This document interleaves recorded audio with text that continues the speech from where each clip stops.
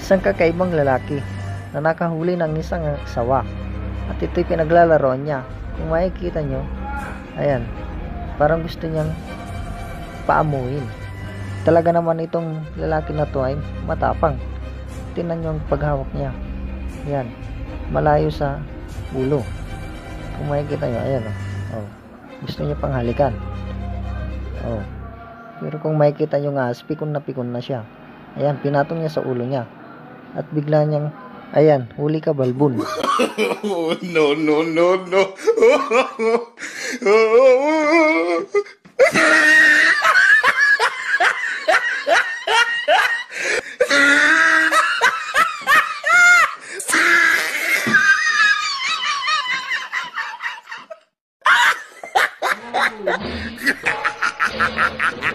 Oh, he tried it.